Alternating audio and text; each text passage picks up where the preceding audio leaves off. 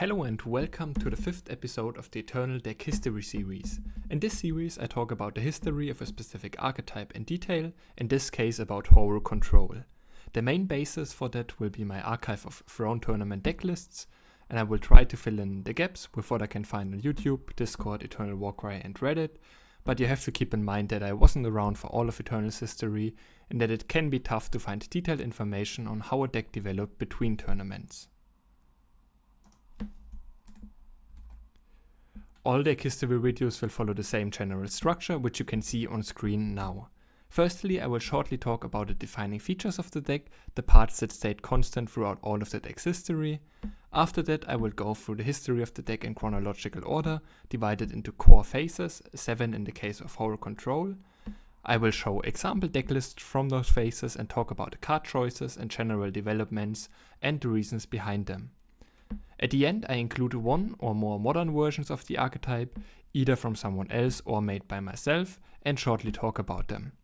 You can find all the deck lists, including the modern versions, and all other important sources I used for each video, including a thanks to everyone who helped me with questions or the modern deck list, in the description below. With all that said, let's dive into today's archetype, Hooru Control. Hooru Control, as the name indicates, is a very reactive deck that tries to answer everything the opponent does while gaining value with card draw and board wipes until the opponent either concedes because they completely run out of resources or until you can establish one of your few win conditions. The specific cards and their ratios change very often, with Harsh Rule and Wisdom of Elders as the only two constants since set 1, but the general deck building idea stayed the same. The deck always was a mix of about 25 power plus 5 to 10 pseudo power, some card draw, different kinds of single target removal and board wipes, and a few win conditions like big relic weapons like plating or continuous value machines like Svetya Sanctum. Hooru Control was not very successful in the 2 ETS seasons of 2017 and 18, only achieving 2 ETS weekly tops in the time. The first one was a top 8 by Ozymandias in March 2017, so set 1 format.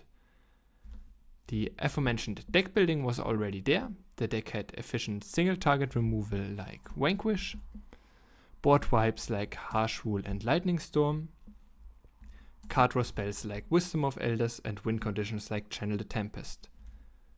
The only bigger difference compared to later lists is the high number of units, mostly because there just weren't enough high quality spells around in set 1 format. The deck still had some issues at the time though. Firstly, it was missing ways to generate value. Most cards just traded 1 for 1, while a lot of other decks had Aegis units or threats that immediately generated value, like Mystic Ascendant or Soulfire Drake. Secondly, the cost of adding a third faction, usually Fire, was relatively low. The deck already played Seek Power anyway, and replacing some sigils with Seeds was relatively low cost, but allowed you to play additional powerful cards like Torch or Ikaria. Lastly, the deck was missing strong card selection. Outside of Herald Song, you couldn't get value out of every removal spell against other control decks, while your expensive cards like Channel were dead against aggro. Sideboards partly helped with that, at least in tournaments, but more efficient card selection was still very much needed. Those issues prevented Hooru Control from seeing further competitive success in the following 2 years, outside of one ETS weekly win in the hands of the Platypus King in June 2018, whose list you can see on screen now. Some of the problems got solved until then. The Waystones, especially Cobalt Waystone, were good incentives to stay in 2 factions, although people still preferred to add a third. And Strategize was a functional upgrade compared to Herald Song in terms of card selection. But the deck still didn't have a lot of efficient ways to generate card advantage. The win conditions were lackluster and mostly units, which meant that you would be vulnerable to removal, which would have otherwise been dead against you. And the deck was still lacking efficient card selection. It basically only gets Strategize and nothing else. But luckily, the following sets and expansions slowly but surely solved those remaining problems, leading to the first successful period of the deck between April and July of 2019. It started with a double top 8 at the ICQ Winterground. The list on screen is from CDH. His teammate Krager RPM played almost the exact same list. First, the important new cards. Chenef Merchant and Honor of Claws added efficient card selection. Chenef even allowed you to handpick the card you needed most in a specific matchup. With those two and Strategize, Jotun Hurler become a lot better because the snowball was free if you could turn Hurler into value by putting him into the market, putting him back into the deck with Strategize, or discarding for Honor of Claws. Same for Privilege of Rank if you could discard it with Honor of Claws specifically. All of that together solved the card advantage problem of the deck too, and Honor of Claws could easily go +2 with Hurler, or even +3 with Privilege. But even without any of those two cards, Honor of Claws was still a nice card advantage, just an easy +1 with card selection stapled on it. Additionally, the deck got new non-unit win conditions in Palace and Martyr Chains, and new tools to combat aggro with Defiance and Stormhold Knife. But despite all those new additions, it couldn't put up strong results at the following tournament, ICQ Dark Frontier, in which it only made 2 top 64 appearances.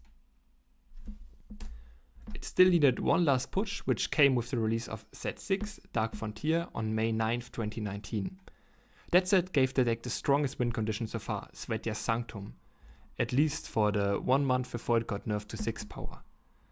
And it also got additional versatile removal with Ice Bolt and Pristine Light, and a way to proactively take out threats in the opponent's hand with Royal Decree. With all that new support, the deck was massively successful at the Ranked Master Challenge. You can see Eric 9099's winning list on screen, and at the following ICQ Showdown. Its 17 Day 2 appearances across those two tournaments meant that it had a 30% meta share at the time. 13%, just to be clear. At the Masters Challenge, the 9 topping lists varied a lot. There was a clear core with Island's Favor, Defiance, Ice Bolt, Strategize, Privilege of Rank, Wisdom of Elders, Hailstorm, Chenef Merchant, Honor of Claws, Jotun Hurler, Harsh Rule, and Sanctum in the main deck, and with Vision of Austerity and Palace in the market. But the remaining slots and the exact ratios of all those cards I just mentioned were still up for debate. It only took until the next big tournament, ICQ Showdown, for the list to be standardized though, modeled after the Eric 9099's winning list that you can see on screen. Maximizing Strategize made the deck more consistent and made Jotun Hurler better. Playing a lot of Ice Bolts and Pristine Lights helped against a high number of big mid-range threats in the format, like Heart of the Vault or Champion of Chaos. Decree in the market helped deal with cards that were hard to remove or that got too much immediate value, and Scourge was a surefire way to win the mirror match. With 31 power and 4 Strategize, the deck would rarely get power screwed, and the relatively low influence cost meant that you could play enough sigils for Privilege of Rank while still having room for the strong utility power cards, Cobalt Waystone and Clan Standard. But thanks to several nerfs, including the aforementioned nerf to Svetja's Sanctum, also to Martyr's Change and Korrivied Palace, and later Defiance, and thanks to the revert of Icaria's cost down to 7, the deck wasn't very well positioned at Worlds 2019, so no one brought it. The deck also had a very rough start into the 2020 competitive season, in which it didn't get a single top in the first 4 Throne tournaments. A big reason for that was the fact that the deck just didn't get a lot of new cards in late 2019 and early 2020. In set 7, Flames of Xulta, it got nothing, and in set 8, Echoes of Eternity, it only got Transpose, which was at most a side grade to Chenef Merchant, and a new win condition with Savage Incursion. In addition to not getting any new cards, the deck was also badly positioned against most other good decks of the time, like Felon Reanimator after it got Felrog in set 7, or the grindy even-handed Golem token and midrange decks of set 8 format. The sudden success at the Spring Invitational in May 2020, in which the deck reached 9 Day 2 appearances out of 64, including a top 4 from Donut, whose list you can see on screen, can also be explained with both of those factors. Factor 1, the deck got new strong cards, or rather one new strong card, Turn to Seed, which was generally strong removal that was especially helpful against even-handed Golem and grindy unit-based decks. And second factor, the deck also profited from nerfs to the core of even-handed Golem and token decks. The 9 decklists that topped that event had a lot of variation. Only a few cards were played in all or even most of the deck. Eileen's Favor was the go-to power searcher post Rank of Privilege nerf, but as you can see, some players played Seek Power instead, like Donut here. Honor and Wisdom were still staples, but Strategize often got replaced with Reread, especially in decks with Savage Incursion. Defiance and Turn to Seed were the two staple removal spells. The other spots were split between Jotun Hurler, Ice Bolt, Permafrost, and Stormhold Knife. Harsh Rule and Hailstorm were 4-offs in each deck, because both are very good against aggro and token decks, but Pristine Light mostly got cut because big midrange decks were less popular. Transpose became the dominant market card. It was essential to beat Silverblade Menace and also a solid way to dodge burn damage or to pop the opponent's face eaches. Chenef Merchant was still played though, sometimes in tandem with Transpose, sometimes alone, but it became less important, which also partly explains why Jotun Hurler was less of a staple, next to the fact that Strategize sometimes got replaced with Reread. Svetya Sanctum and Palace, now nerfed, both still saw some play, but Savage Incursion became the new important win condition, sometimes in combination with prodigious sorcery. The power bases of the 9 topping deck lists were relatively similar, usually with 12 duels, sometimes a little bit more, 4 Cobalt Waystones and the rest filled with sigils and sometimes a few clan tactics. The markets differed wildly though. They included things like Cantate, flexible unit removal, counter spells, Relicate, and Scourge for the Mirror, so mostly reactive cards that were too specific to play in the main deck. But that one tournament was really just a one-time thing. Afterward, the deck sank back into obscurity, only reaching a few singular tops here and there for the following 2 years. One example for that is this top 32 decklist from the Bergund, one of the most accomplished Hooru Control players of all time, from June 2021. As you can see, the deck got a few new cards, like Dessel or Helio, but in the end it was still very close to the decklist of 2019. It just didn't get enough new good cards to keep up with the powerful cards that other decks got in late 2020 and 2021. That wouldn't change until summer 2022, after set 12 and 13 finally brought several strong new cards for the deck, and until the player Mail used many of those for a complete rework of Hooru Control that became the standard for its last successful period. The list, which he played at the TNE Summer Invitational in July 2022, was even more reactive than older versions. It played 27 fast spells, which meant you could often just pass turn on full power and be able to react to anything your opponent could do, be it stopping attacks with Aura Condemnation, Defiance, or even proactively removing units with Ice Bolt, negating spells with Synthesis, or doing basically any of those things, or even relic removal with Display of Survival. With Boundless Knowledge or Wisdom of Elders in hand, you wouldn't even get punished if your opponent didn't do anything worth reacting to, because you could just draw cards at the end of their turn. The two important non-fast spell cards were Plating and Fall of the Spire. Plating next to Synthesis made your power base more consistent thanks to Inscribe, and it gave the deck a powerful win condition, which was important against other control or grindy midrange decks. Fall of the Spire meant that you had more copies of Harsh Rule, usually even with upside because you could still use your locked fast spells on the opponent's following turn, and because it made Plating harder to counter. With all of those board wipes, more relic interaction and flexible ways to interact with combo decks, Hooru Control was decently well positioned in the late 2022 tournament meta, proven by the 8 tops in 2 tournaments following the TNE Invitational, including a second place from the Bergund that qualified him for the World Championship, where he played the same deck to a 9th place finish. May's list was also the baseline for my current day version, mixed with the ideas I got from Sleffer and Ironman, who both helped a lot with the version you can see on screen now. My version has even more fast spells, 34 in total.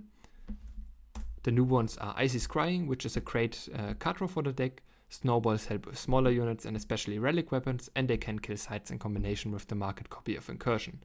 And after Jotun Hurler being killed thanks to nerfs, it's nice to have Snowballs back in the deck, stapled onto a good card like Scrying. Wilderness Delivery is cheap market access in a fast spell heavy version. and Save the Day can buy you a lot of time and or just act as single target removal later in the game. Most of the other cards in the list should be well known at that point, but I still want to talk about some card choices and possible alternatives for them. The Speaking Circle can be very clunky and will have mediocre rolls a lot of the time, but the deck does have problems with sides, especially Coral White Palace, so I do like 1 or 2 copies of Circle. Orange Condemnation and Ice Bolt can be switched around a bit. Bolt is more flexible and cheaper, but the downside can hurt against a lot against some mid-range decks, and the armor from Condemnation makes plating more threatening.